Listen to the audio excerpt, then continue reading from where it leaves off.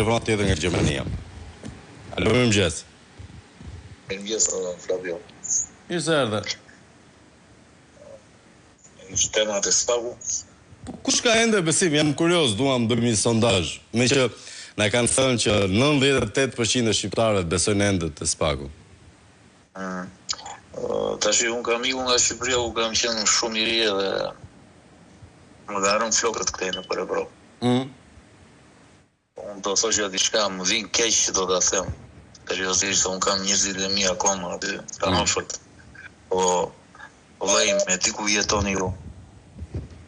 Seriozisht atë.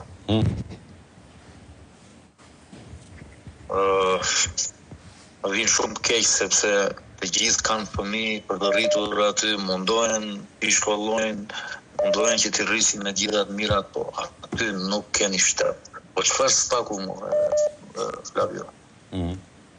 Po të ishte spaku me njerëz të ndershëm, po 80% e neve që kemi ikur do kishim marrë. Sigurisht. Po e kuptoni Flavio që njerëzit ikin nga padrejtësitë.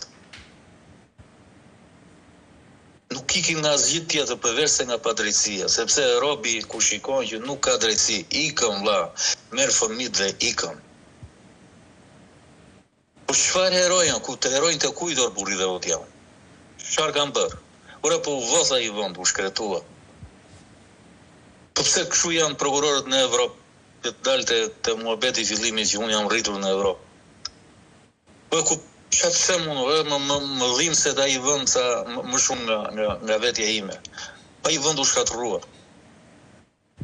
Po çfarë spaku tash edhe tu marrësh ju në telefon, na njëherë të shkon mundi dale, pse më dale mos na përgjojnë edhe na arrestojnë kur vinë në Shqipëri. Po spaku vetëm me fukaren të shmarr. Çka kanë bërë ata? Na mbushin mendjen që kanë bërë diçka dhe do thënë po, bravo. Ja gëzohen me Erion Velia në burg. Edhe diçka, po çfarë Erion Velia? S'është Erion Velia ishte kryetar bashkie. Është akoma. Po, çfarë?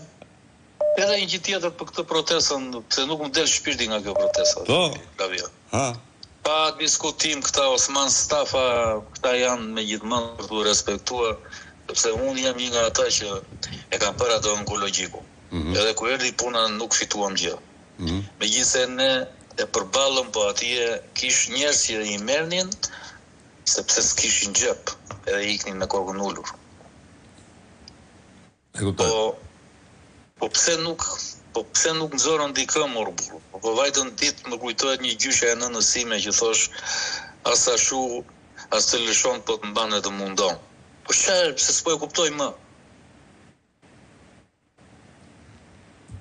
Çfarë kjo protest pa një udhëheqës, pa një kokë, pa njerëz që të na mbushin mendjen që janë intelektual. Të falenderoj për telefonatën, edhe na bëri të reflektojmë.